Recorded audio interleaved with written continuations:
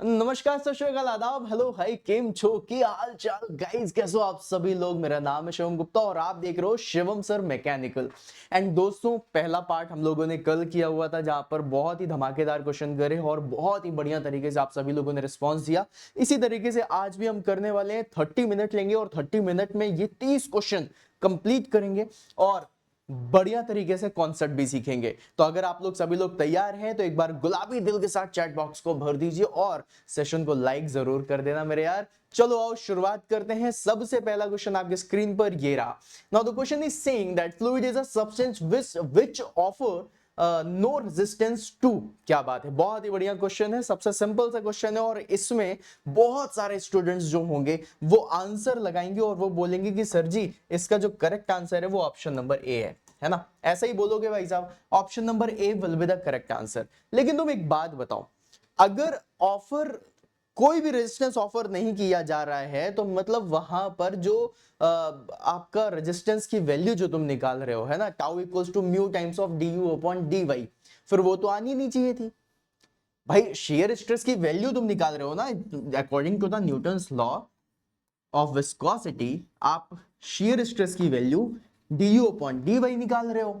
मतलब कहीं ना कहीं ये है ना कि सब्सटेंस है जो वो रेजिस्टेंस फ्लो कर मतलब शो कर रहा है जिसकी value mu times of du upon dy होगी। तो फिर आप ये जो बोलते हो कि यहां पर रेजिस्टेंस शो नहीं किया जा रहा है, ऐसा तो नहीं है। ऑप्शन नंबर ए पे शेयर स्ट्रेस में हाँ ये जरूर कहा जाता है कि शेयर स्ट्रेस में सबसे कम रेजिस्टेंस शो किया जाता है। इवन इसको ना के बराबर कह दिया जा सकता है लेकिन जीरो नहीं कह सकते मेरे लाल। शेयर स्ट्रेस पे भी रेजिस्टेंस होता है और अगर रेजिस्टेंस नहीं होता तो एक बार शेयर स्ट्रेस लगाने के बाद फ्लूइड हमेशा फ्लो होता रहता, जो कि ऐसा नहीं करता, राइट। तो यहां पर इसका आंसर ऑप्शन नंबर ए नहीं होगा। इसका करेक्ट आंसर होगा option number D. Normal stress और वॉल्यूमेट्रिक स्ट्रेस पे तो आंसर आएगा नहीं। इसका करेक्ट आंसर क्या होगा, ऑप्शन नंबर डी। डी पर ताला लगाइएगा मेरे दोस्त, D will be the correct answer, right. थोड़ा सा और भड़कीला कलर लेते हैं ना। या चलो ठीक है, अगले क्वेश्चन में चलते हैं। अगला क्वेश्चन आपकी स्क्रीन पर ये रहा मेरे लाल। अगला क्वेश्चन कह रहा है that what happens to a liquid level. अब देखो इन्होंने बोला है लिक्विड लेवल को क्या होगा, when a small diameter tube is inserted into a liquid whose contact angle is 121 degrees.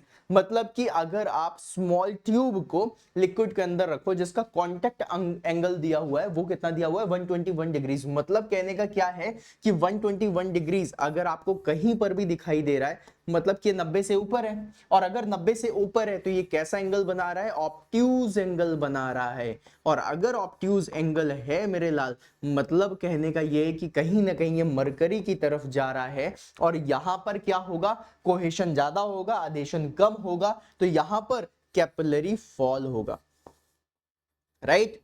Capillary fall, ये वाली बात क्लियर है आप सभी लोगों को।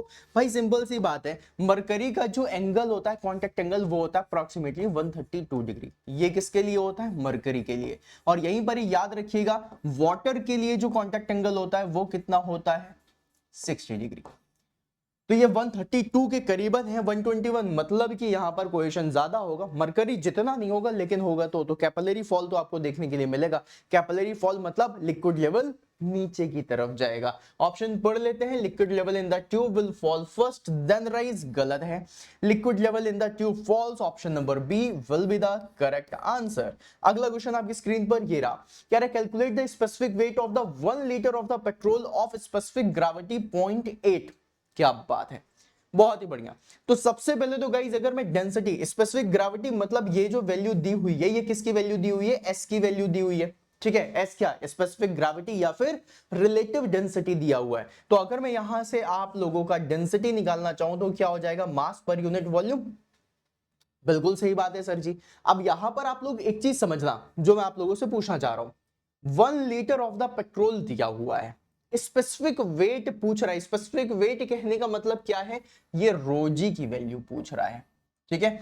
अब अगर मेरे पास डेंसिटी के बारे में मैं यहां पर बात करूं तो मुझे डेंसिटी चाहिए, तो यहां पर मुझे पता है कि ये जो वैल्यू दी हुई है कितनी दी हुई है, 0.8 है ना। मास तुम्हें जानना है, जहां पर आपको यह पता है कि स्पेसिफिक वेट में 1 लीटर ऑफ द पेट्रोल है। वॉल्यूम के बारे में बात करूं तो 1 लीटर को मैं क्या लिखूंगा, 10 to the power minus 3, right. अब इसका मुझे अगर डेंसिटी जाननी है, डेंसिटी, राइट, तो अब देखो 0.8 मुझे दिया हुआ है, 0.8 बहुत अच्छे से मुझे पता है। अब मुझे एस के बारे में पता है, एस ये क्या होता है, density of unknown clear by मतलब divided by density of standard, standard density क्या है इसकी, वाटर है। ये वाली चीज आपको बहुत अच्छे से पता है, बिल्कुल सही तरीके से पता है। अब तुम एक बात बताओ, यहां पर बहुत अच्छे से फील करना जो मैं बोलना चाहता हूं। 0.8 दिया हुआ है, बहुत सारे लोग इसका आंसर 800 देंगे। कितना देंगे, 800, लेकिन ये गलत हो जाएगा। अगर तुम्हें कहीं पर भी स्पेसिफिक ग्रेविटी पता है 0.8, तो इसको तुम 1000 से मल्टीप्लाई करोगे, एस की वैल्यू 0.8। वेरी गुड, ठीक। चलो अब अगर मैं बात करूं यहां पर रो की, तो रो ऑफ अननोन मुझे पता नहीं, लेकिन ये तो पता नहीं स्टैंडर्ड 1000 होता है, तो 0.8 इंटू 1000 करोगे तो यहां से 800 kg पर मीटर क्यूब तुम्हें ये वैल्यू मिलेगी। और यहां पर इन्होंने न्यूटन पर मीटर क्यूब पे पूछा है, मतलब कि 800 पे तुम्हें एक और मल्टीप्लाई करना पड़ेगा, ये रो की वैल्यू है, और रो पर तुम्हें किसकी मल्टीप्लाई करना है मेरे लाल, 9.81 का। मतलब कहीं ना कहीं देखा जाए 9.81 इज नियर बाई 10। तो अगर देखूं तो इसका आंसर मेरे पास 8000 के करीब आना चाहिए, 8000 न्यूटन पर मीटर क्यूब। 800 आंसर गलत है। 6867 7000 के करीबन है, काट दो। 9810 ये भी 10,000 के करीबन है, काट दो। बचा क्या, option number D 7848, nearest by किसका है, 8000। आंसर क्या होगा, ऑप्शन नंबर डी होगा। क्लियर है। अगला क्वेश्चन आपकी स्क्रीन पर ये रहा, कह रहे choose the correct relationship. Correct relationship जाननी है किसकी, specific gravity equal to gravity into density. क्या यही होता है, क्या यही होता है, स्पेसिफिक ग्रेविटी के बारे में बात कर रहा है? नहीं भैया, ग्रेविटी इंटू डेंसिटी जब हम करते हैं तो हमें वेट के बारे में पता चलता है। ये देखो स्पेसिफिक वेट के बारे में, दैट इज रोजी, मैंने अभी बताया है। तो ऑप्शन नंबर ए तो गलत हो गया। Option number B, dynamic viscosity क्या होता है, काइनेमेटिक विस्कोसिटी बाई डेंसिटी। देखो काइनेमेटिक विस्कोसिटी का फॉर्मूला होता है म्यू बाई रो, राइट। अब इन्होंने क्या बोला है डायनेमिक विस्कोसिटी के लिए, तो kinematic viscosity into density. Option number B सही है। मैं तो सी पढ़ूंगा भी नहीं, टाइम ही नहीं है। बी में आंसर आ गया, बढ़ चलते हैं आगे। अगला क्वेश्चन कह रहा है in an incompressible fluid flow, incompressible fluid flow है, the density change in the change of the medium is. अब देखो इनकंप्रेसिबल है, कहने का मतलब डेंसिटी में कोई चेंज होना चाहिए नहीं। तो अब इन्होंने क्या पूछ लिया, डेंसिटी चेंज। अब यहां पर बहुत सारे स्टूडेंट कंफ्यूज हो जाते हैं और वो वहां पर आंसर क्या लगाते हैं मेरे लाल, आंसर लगाते हैं कि कांस्टेंट होगा। तो ऑप्शन नंबर सी गलत है, गलत है। ऑप्शन नंबर सी कांस्टेंट नहीं होगा, इन्होंने डेंसिटी चेंज पूछा है, मतलब रो1 माइनस रो2 पूछा है। अब इनकंप्रेसिबल है तो रो1 विल बी इक्वल्स टू रो2 होगा, मतलब यहां पर जो इसका आंसर आएगा वो क्या आएगा, 0। क्लियर है। तो आंसर इसका ऑप्शन नंबर ए। हाँ, कांस्टेंट कब आता है, जब सिर्फ और सिर्फ डेंसिटी के बारे में बात करें। ये वाला क्वेश्चन देखो, incompressible fluid flow, density of the medium is. अब सिर्फ और सिर्फ डेंसिटी पूछ रहा है मेरे लाल, तो डेंसिटी कांस्टेंट होगी, लेकिन अगर डेंसिटी चेंज पूछ लिया तो वो 0 हो जाएगा, इसका ध्यान रखिएगा। अगला क्वेश्चन आपकी स्क्रीन पर ये रहा। क्वेश्चन कह रहा है for a pseudo plastic non Newtonian fluid the apparent viscosity is. बहुत शानदार सा क्वेश्चन है, इसके लिए आप लोगों को ग्राफ पता होना चाहिए। सबसे पहली बात, अगर मैं सूडो प्लास्टिक के बारे में बात करूं तो इसमें जो होता है n इज लेस देन 1 होता है, राइट। जो आपका स्लोप होता है डिक्रीजिंग स्लोप होता है। अरे मेरे लाल, आप लोगों ने पढ़ा है ना ये वाला डायग्राम तो आप लोगों ने पढ़ा होगा, शियर स्ट्रेस की वैल्यू, du अपॉन dy की वैल्यू। फिर उसके बाद हम क्या करते हैं, ये न्यूटोनियन फ्लूइड होता है, ये सूडो प्लास्टिक होता है, ये डाइलेटेंट फ्लूइड होता है, n इज ग्रेटर देन 1, यहाँ पर n इज लेस देन 1। इसके बारे में बात कर रहा है, ये है आप लोगों का सूडो प्लास्टिक, राइट। और अगर यही है आप लोगों का सूडो प्लास्टिक फ्लूइड, तो क्या मेरे लाल मैं यहां पर ये वाली बात बोल सकता हूं कि यहां पर इसकी जो वैल्यू है ये डिक्रीजिंग ऑर्डर में जा रही है। और अगर डिक्रीजिंग ऑर्डर पे जा रही है मेरे लाल, तो क्या होगा, आंसर डिक्रीजेस में ही आना चाहिए। तो यहां पर क्या कह रहा है, increases with increase deformation rate. Deformation rate यहां पर दिया हुआ है, गलत दे रहा है। कह रहा है decreases with increasing deformation rate. देख लो, जैसे जैसे तुम आगे बढ़ोगे वैसे वैसे डिफॉर्मेशन रेट बढ़ेगा, लेकिन इसकी वैल्यू डिक्रीज होगी। Answer option number B. अगला क्वेश्चन आपकी स्क्रीन पर ये रहा, कह रहा है property of a fluid by which molecules of the different kind of the fluids are attached to each other is called as. क्या बात है, बहुत ही शानदार सा क्वेश्चन। इसमें जो कॉमन रॉन्ग आंसर होता है वो होता है कोहेशन, है ना भाई। कोहेशन ही लग रहा है, अटैच टू ईच अदर हैं, बिल्कुल चिपके जा रहे हैं एक दूसरे में, ओहो हो, बहुत मोहब्बत है। गलत है, मोहब्बत कहीं और दिखाई दी जा रही है। कहां? ये कोहेशन होता है जब सेम काइंड ऑफ मॉलिक्यूल हो और यहां पे डिफरेंट काइंड ऑफ मॉलिक्यूल लिखा है, मतलब इसका आंसर अधेशन होना चाहिए था मेरे लाल, लेकिन यहां पर कोहेशन दिया है। तो कोहेशन और अधेशन के बीच में कंफ्यूज मत हो जाना, क्वेश्चन सिंपल होगा लेकिन आप लोगों को आंसर देखना पड़ेगा क्या आएगा। तो इसका answer none of the above, option number D होगा, क्योंकि सरफेस टेंशन भी कोहेशन से कनेक्टेड है। Surface tension is the phenomena of cohesion, right, मैंने लिखवाया हुआ भी था। ओके, एंड विस्कोसिटी तो आप लोगों का दूर दूर तक नहीं है, तो इंटरनल फ्रिक्शन के बारे में बताता है। तो इसका answer option number D. The next question on your screen and it is saying that, question से पहले थोड़ी सी चीजें हैं, इसको जानते हैं। कह रहा है at first they will ask you, at first they will ask you why you are doing it, later they will ask you how you do it, how you did it, है ना, कैसे कर लिए भैया। अभी तो पूछ रहे हैं क्यों कर रहे हो, कुछ नहीं हो पाएगा। अरे हम बता रहे हैं कुछ नहीं हो पाएगा, कुछ भी नहीं हो पाएगा। बाद में कहेंगे यार क्या किया यार, कैसे कर लिया भाई, हमें भी बताओ यार, हमें भी बताओ। यही होता है, इसलिए पहले उनकी मत सुनो, क्योंकि बाद में तुम्हें उनको आंसर नहीं देना है। अपने मन की सुनो, आगे बढ़ो और बहुत अच्छे से जो मन कर रहा है वो करो, देखना सफलता तुम्हें ही मिलेगी। अगला क्वेश्चन आपकी स्क्रीन पर ये रहा। क्वेश्चन कह रहा है which of the following isn't the unit of dynamic viscosity. अब भाई साहब डायनेमिक विस्कोसिटी के बारे में अगर मैं बात करूं तो क्या होता है, म्यू होता है, राइट। इसकी विस्कोसिटी हमें पता है न्यूटन सेकंड पर मीटर स्क्वायर होता है, राइट, है ना, बिल्कुल सही। अरे रुक जाओ, आंसर नहीं, आंसर नहीं, आंसर गलत लगा रहे हो। ऑप्शन नंबर ए इसका आंसर नहीं है भैया, इधर लिखा हुआ इजंट, इजंट का मतलब होता है इज नॉट मेरे लाल। पूछ रहा है इनमें से कौन सी डायनेमिक विस्कोसिटी की यूनिट नहीं है। तो अब न्यूटन सेकंड को हम लोग पास्कल सेकंड भी तो बोलते हैं, न्यूटन सेकंड पर मीटर स्क्वायर को, तो पास्कल सेकंड भी इसका आंसर नहीं हो सकता। और सीजीएस यूनिट जो आपकी डायनेमिक विस्कोसिटी की वो पोइज होती है, तो ये भी नहीं हो सकता। इसका आंसर क्या होगा, ऑप्शन नंबर डी। क्वेश्चन तो पढ़ लो क्या पूछ रहा है, हैं? अगला क्वेश्चन आपकी स्क्रीन पर ये रहा। क्वेश्चन कह रहा है if 10 litre of a fluid has the mass 10 kg then its specific gravity is. वाह क्या बात है। स्पेसिफिक ग्रेविटी मतलब रिलेटिव डेंसिटी, मतलब एस पूछा जा रहा है। अब एस पूछने के लिए देखो इन्होंने क्या दे दिया है, कह रहा है 10 लीटर फ्लूइड है, वॉल्यूम दे दिया 10 लीटर, और यहां पे इन्होंने मास दे दिया 10 kg। स्पेसिफिक ग्रेविटी बताओ क्या होगी। अब यहां पर बहुत सारे लोग इसका आंसर क्या देंगे, 1 देंगे, 0.1 देंगे, 100 देंगे, 1000 देंगे, क्या होगा आंसर। चलो 10 तक की गिनती गिनते हैं और फिर आंसर देते हैं। 1 2 3 10। अरे 10 हो गया यार, तुम लोग ध्यान नहीं दिए। ठीक है, इसका करेक्ट आंसर हो जाएगा that is option number C. Option number C will be the correct answer. अब आप बोलोगे सर जी ये कैसे कर दिया, 10 का मल्टीप्लाई कर दिया आंसर आ गया। वैसे अगर देखा जाए तो ट्रिक यही है कि अगर कभी भी आप लोगों से इस तरीके का क्वेश्चन आता है, सीधा सीधा मल्टीप्लीकेशन से आप आंसर दे सकते हैं। अब ये तो ट्रिक बता दी, अब इसके बेसिक कॉन्सेप्ट्स को समझते हैं। ठीक है, देखो 10 लीटर दिया हुआ है, फ्लूइड है, मतलब ये वॉल्यूम दिया हुआ है। वॉल्यूम को 10 लीटर से अगर मैं यहां पर मीटर क्यूब में कन्वर्ट करूं तो 10⁻³ मीटर क्यूब आएगा आंसर। बिल्कुल सही बात है। मास के बारे में अगर मैं बात करूं तो मास कितना दिया हुआ है, 10 दिया हुआ है, 10 kg। ठीक है, अब अगर मुझे स्पेसिफिक ग्रेविटी यहां पे निकालनी है तो पहले मुझे इससे डेंसिटी निकालनी पड़ेगी, इसकी डेंसिटी कितनी आ जाएगी।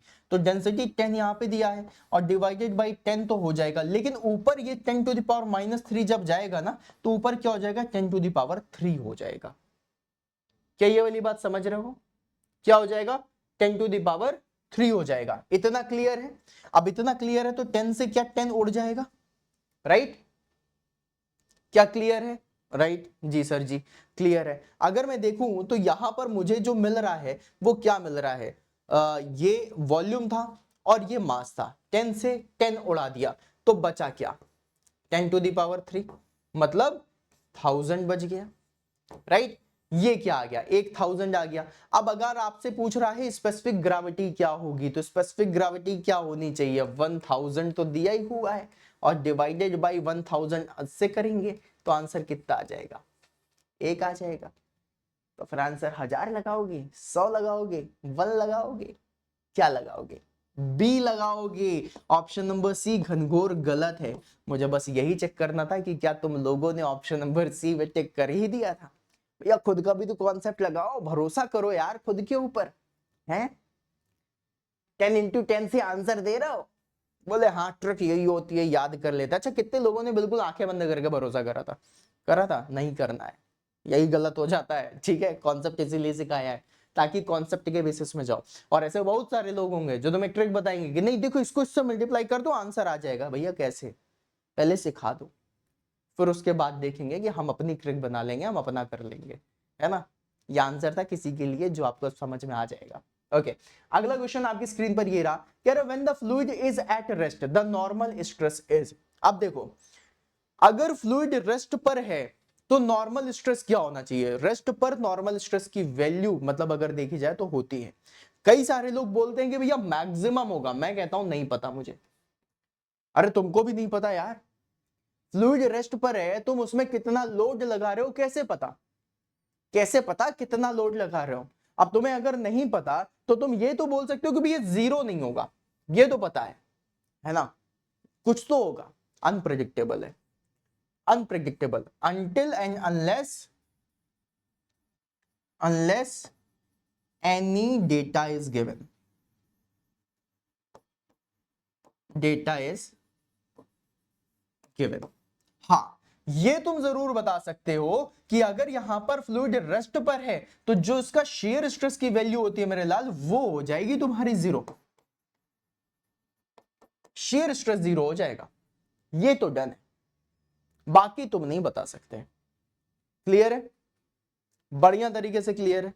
चलिए अगला क्वेश्चन आपकी स्क्रीन पर ये रहा, कह रहा है pick the correct statement about the mechanical pressure of the fluid element. Mechanical pressure के बारे में बात कर रहा है, यहां पर आप लोगों को थोड़ा सा कंफ्यूज कराने की कोशिश की जा रही है, मैकेनिकल वर्ड जोड़ करके। तुम्हारी स्ट्रीम मैकेनिकल, इसके लिए मत सोचो कि मैकेनिकल प्रेशर है तो मैकेनिकल में कुछ और हो जाएगा, नहीं ये सिर्फ और सिर्फ प्रेशर के बारे में बात कर रहा है। ठीक है, तो मतलब मैं यहां पर एक पॉइंट ले लेता हूं प्रेशर। अब प्रेशर के बारे में देखा जाए तो कह रहा है it is a first order tensor quantity, first order tensor बोल करके इन्होंने ही कैंसिल कर दिया, तो ऑप्शन नंबर ए तो गलत ही हो गया, राइट। अब देख लेते हैं कौन सा है, zero order tensor, okay zero order tensor और फर्स्ट ऑर्डर टेंसर, तो ऑप्शन नंबर डी भी कैंसिल कर दो क्योंकि इन्होंने फर्स्ट ऑर्डर बोल दिया। तो ऑप्शन नंबर ए और डी तो नहीं होगा, बचा क्या, बी और सी बचा। चलो देख लेते हैं, अगर बी के बारे में बात कर रहा है it is a zero order tensor, okay सही कह रहा है, does not depend upon the orientation of the surface upon which it acts। और यहां पे क्या लिखा हुआ है, it and depends on the orientation of the surface upon which it acts। काट दो option number C.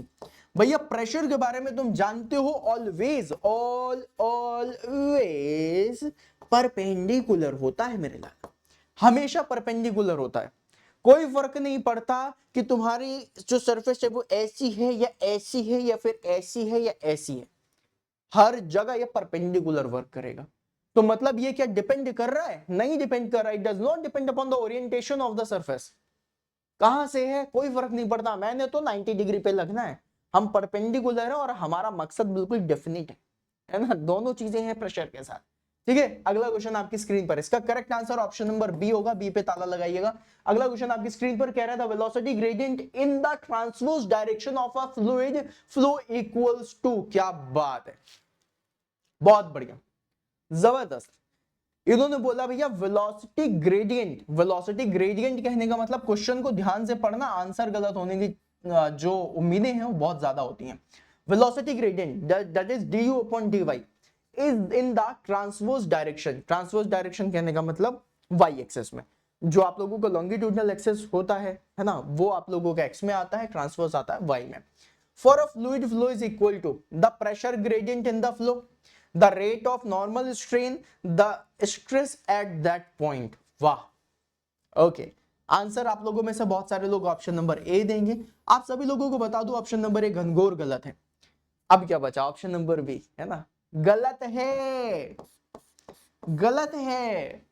Option number C stress at that point ना, तुम्हें पता ही नहीं है कौन से स्ट्रेस के बारे में बात कर रहे हैं, इसका आंसर होगा ऑप्शन नंबर डी। अब ध्यान से देखो, जब मैं वेलोसिटी ग्रेडियंट के बारे में बात करूंगा और ट्रांसवर्स डायरेक्शन पे देखूंगा, तो यहां पर जो आप लोगों को देखने के लिए मिलेगा, वो देखने के लिए मिलेगा शियर स्ट्रेन रेट। क्या देखने मिलेगा मेरे लाल? Shear strain rate. अब देखो, शियर स्ट्रेन रेट या फिर रेट ऑफ शियर स्ट्रेन के बारे में, लेकिन ऑप्शन में तो रेट ऑफ नॉर्मल स्ट्रेन दिया है। तो ध्यान देना, जब भी वेलोसिटी ग्रेडियंट के बारे में हम बात करेंगे, ये बात होगी हमारी शियर के बारे में, ना कि आप लोगों की नॉर्मल के बारे में। ठीक है, नॉर्मल नहीं लगता, शियर लगता है। फ्लूइड की बात कर रहा हूं मेरे लाल, ध्यान रखना। अगला क्वेश्चन आपकी स्क्रीन पर ये रहा। Okay, a water lake has a maximum depth of 100 metre. क्या बात है, कह रहे थे atmospheric pressure is 101 kilo pascal. अच्छा, जैसे हमें पता ही नहीं था। अच्छा बता दिया भाई, क्वेश्चन है। Okay, the absolute pressure at this depth is. क्या बात है, बहुत शानदार सा क्वेश्चन है गाइस, बहुत बढ़िया सा क्वेश्चन है। रीजन बताता हूं क्यों।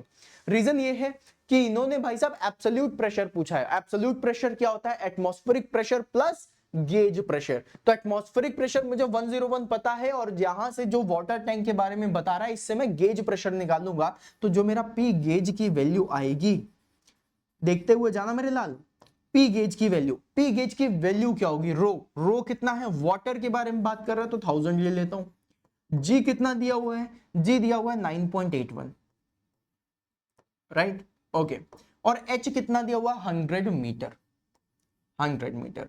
तो क्या मैं यहां से बोल सकता हूं 981, ठीक है, 1 2 3, ये इतना 9.81 था, 100 से मल्टीप्लाई करा 981 हो गया, और 1000 लगा दिया। ये किस में आंसर आ रहा है? पास्कल में आ रहा है। लेकिन इन्होंने क्या बोला है? किलो पास्कल में 101 है। तो मेरे लाल, क्या मैं इसको 981 किलो पास्कल बोल दूं? 3 जीरो हटा देता हूं, तो यहां से मुझे क्या मिल जाएगा? 981 किलो पास्कल, राइट। और साथ में क्या दिया हुआ है? 101। ये तो पी गेज हो गया, साथ में एटमॉस्फेरिक प्रेशर पी एटीएम जोड़ देते हैं, एब्सोल्यूट निकल आएगा।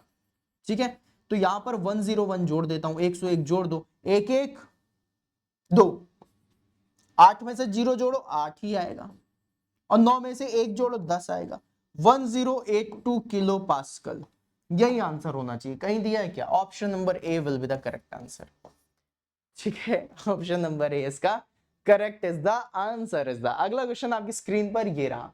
क्वेश्चन कह रहे हैं डिफरेंशियल मैनोमीटर। ओहो, डिफरेंशियल मैनोमीटर के बारे में बात कर रहा है। Head of the 0.9 metre of the fluid A in the limb is found to be balanced a head of 1.8 metre of the fluid in limb 2। Okay, the ratio of the specific gravities of A B. मतलब इन्होंने S A और S B पूछा है।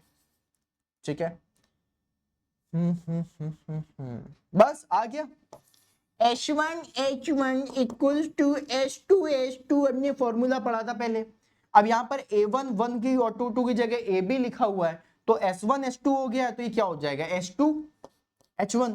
तो H2 मतलब HB divided by HA, यही होगा, right. चलो, ऐसे SB निकालना है। HB कितना दिया हुआ है? 1.8। 1.8। SA कितना दिया हुआ है? 0.9। पॉइंट से पॉइंट उड़ा देते हैं, बचा क्या? 9 एकम 9, 9 दूनी 18, 2 आंसर होगा इसका। Answer option number A will be the correct answer. ध्यान से देख लेना, वैल्यूज चेंज हो जाती हैं। अगला क्वेश्चन आपकी स्क्रीन पर ये रहा। कह रहा है high vacuum pressure is most commonly expressed in. High vacuum pressure, सबसे पहले तो ये जानो, जब मैं वैक्यूम प्रेशर के बारे में बात करूंगा और हाई वैक्यूम प्रेशर के बारे में बात करूंगा, तो वैक्यूम प्रेशर निकाला किसकी वजह से गया था? Atmospheric pressure. एटमॉस्फेरिक प्रेशर के नीचे जो होता है नेगेटिव गेज प्रेशर, उसी को हम वैक्यूम प्रेशर बोलते हैं। और ये सारी वैल्यूज जो निकाली गई थी, वो किन्होंने निकाली थी? सर एवेंजेलिस्टा टॉरिसेली ने निकाली थी, और इसीलिए उन्होंने अपने नाम पे ही यूनिट दी थी, टॉर, राइट। तो इसका करेक्ट आंसर क्या होगा? Option number C, torr. ठीक है, चलो अगला क्वेश्चन आपकी स्क्रीन पर ये रहा। कह रहे in an inclined plane, plane है, इंक्लाइन कर दिया। Okay, submerged in water. ओहो, सबमर्ज्ड इन वाटर, पानी में भी घुसा दिया, गजब तबाही। The centre of pressure is located at. भाई देखो, एक चीज हमेशा याद रख लेना, ये वाला क्वेश्चन बार बार पूछा गया है आपके एग्जाम में। अगर पानी के अंदर की बात करो, ठीक है, पानी के अंदर मैं 2 तरीके की प्लेट्स आपको दिखाऊंगा। एक प्लेट है जो कि आजा आजा आजा, आ गया आ गया। जो कि पानी के अंदर हॉरिजॉन्टली है, और एक प्लेट है जो कि पानी के अंदर इंक्लाइंड है। कैसे भी इंक्लाइंड हो, इधर इंक्लाइंड हो उधर इंक्लाइंड हो, जैसे भी इंक्लाइंड हो, अगर हॉरिजॉन्टल है तो इस केस में सेंटर ऑफ ग्रेविटी और सेंटर ऑफ प्रेशर दोनों सेम होते हैं। लेकिन अगर इंक्लाइंड हो जाए तो सेंटर ऑफ ग्रेविटी ऊपर चली जाती है और सेंटर ऑफ प्रेशर नीचे ही रहता है।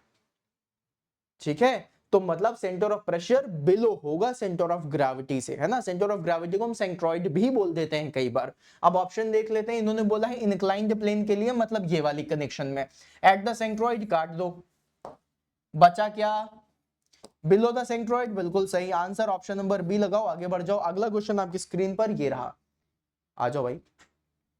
ओके, कॉन्फिडेंस कैसा है तुम लोग का? बोले हाई सर, बस ऐसे ही हाई रखना भाई साहब।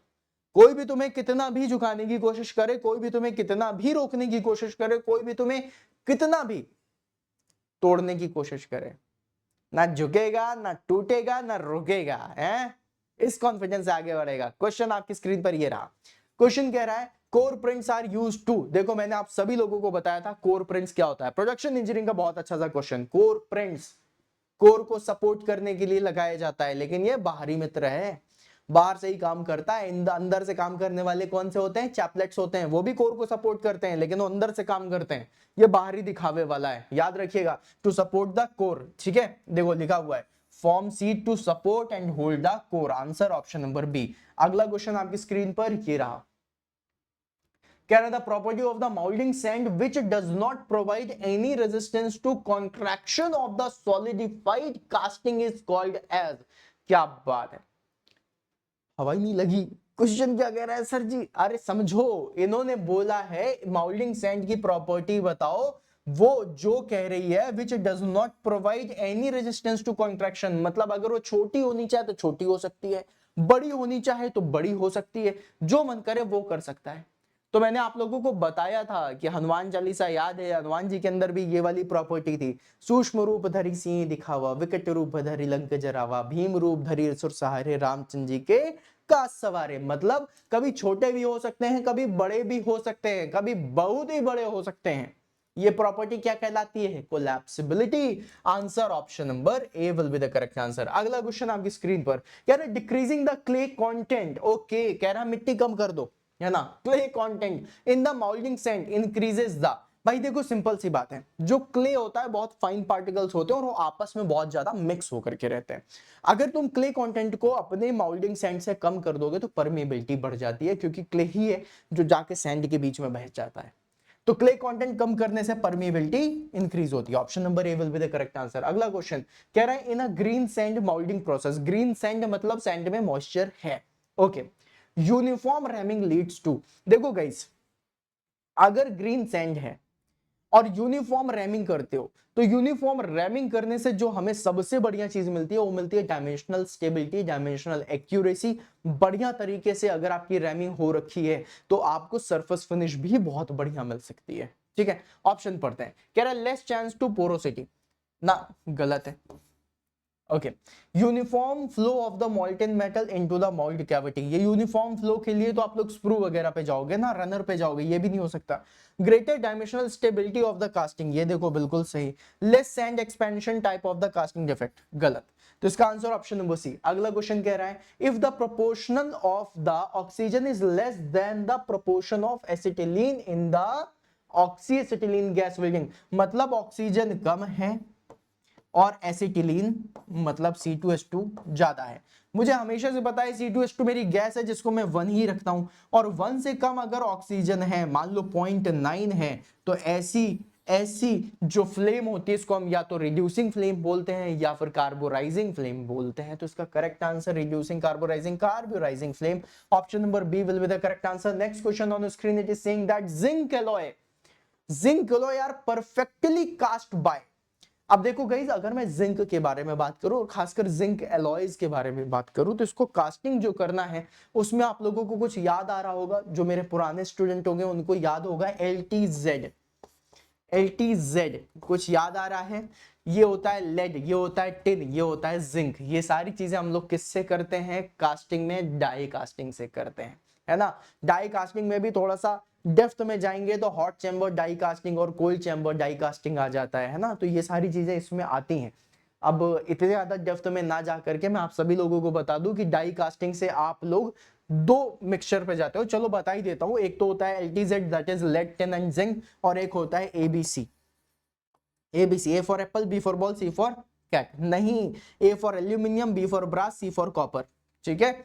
ओके, एक होता है हॉट चैम्बर से, एक होता है कोल्ड चैम्बर डाई कास्टिंग से, लेकिन होता है डाई कास्टिंग है। Answer option number B. Next question on the screen, it is saying that which of the following material requires the largest shrinkage allowances while making a pattern for casting। Guys देखो, इन्होंने बोल दिया largest shrinkage allowances, largest shrinkage, लेकिन इन्होंने एक चीज नहीं बोली, इन्होंने ना ही ये बताया कि ये सॉलिड श्रिंकेज है या फिर सॉलिडिफिकेशन श्रिंकेज है। और मुझे ये वाली बात बहुत अच्छे से पता है कि अगर ये सॉलिड श्रिंकेज होता तो इसका answer option number B brass होता, लेकिन आज की डेट में इसका आंसर ब्रास नहीं होगा।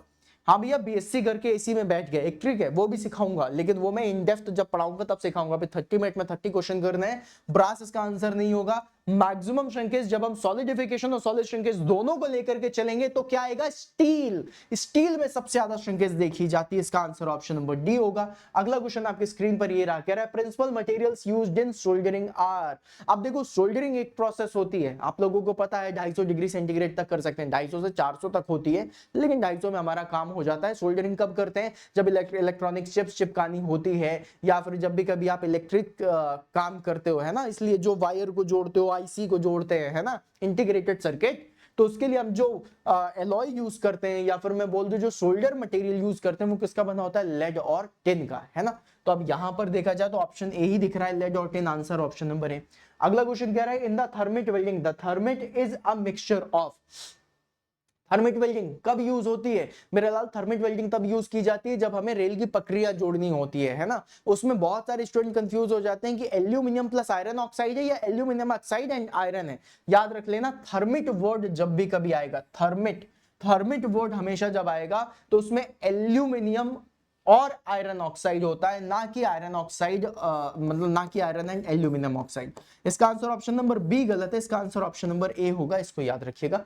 अगला क्वेश्चन आपकी स्क्रीन पर कह रहा है the primary cause for the deflection of arc during arc welding will be.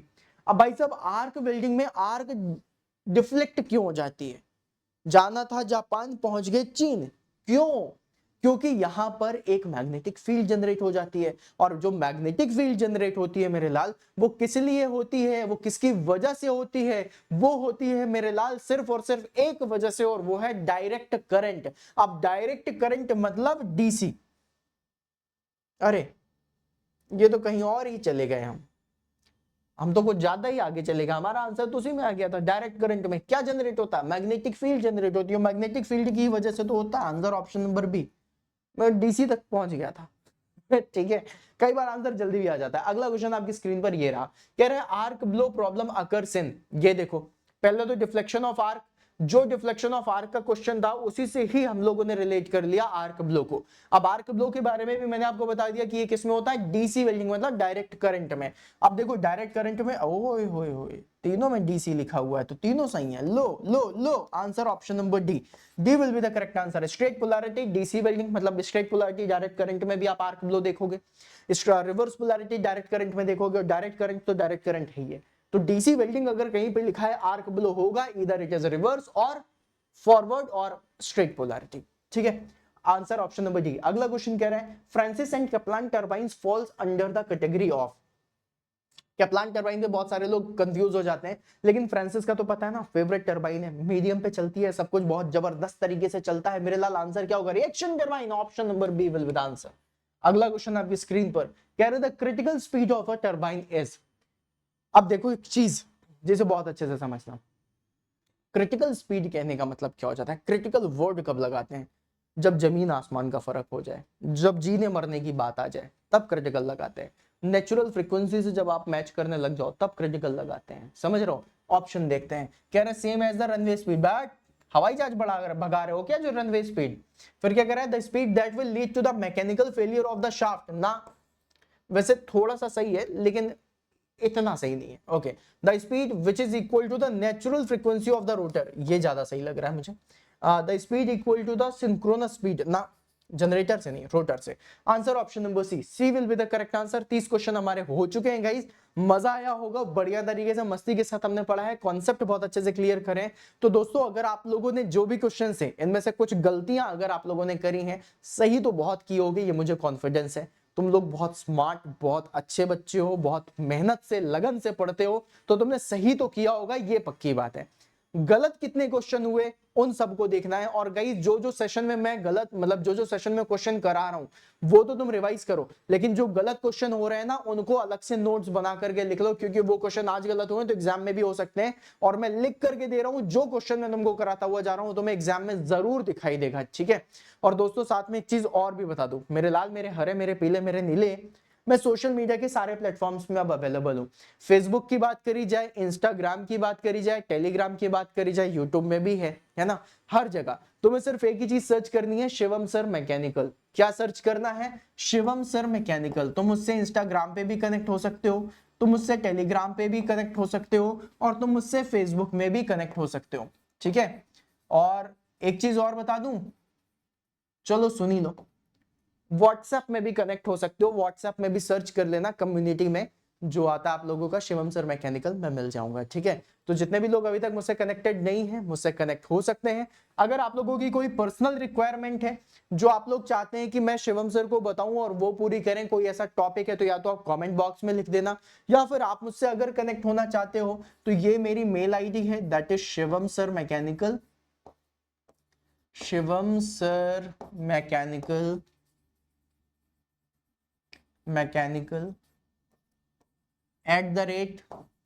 @gmail.com, ठीक है। शिवम सर मैकेनिकल @gmail.com, ये मेरी मेल आईडी है, इसमें भी आप उससे डायरेक्टली कांटेक्ट कर सकते हैं। आई बिलीव आपको सेशन अच्छा लगा होगा। अगर सेशन अच्छा लगा है तो गुलाबी दिल के साथ गाइस लाइक जरूर करना, अपने सारे दोस्तों को बताओ कि आए चैनल पे, चैनल को सब्सक्राइब भी करें, और एक गुलाबी दिल के साथ कमेंट जरूर छोड़ना, सेशन कैसा लगा। और ऐसे ही कमेंट्स अगर आप लोगों के आ रहे हैं, ऐसा ही प्यार आप लोगों को दिख रहा होगा, तो फिर गाइस मैं इस तरीके के और भी ढेर सारे सेशन लेकर के आता रहूंगा। आप लोग अपने सजेशन देना और आप लोगों की सारी रिक्वायरमेंट्स मैं पूरी करूंगा, ये मेरा वादा है।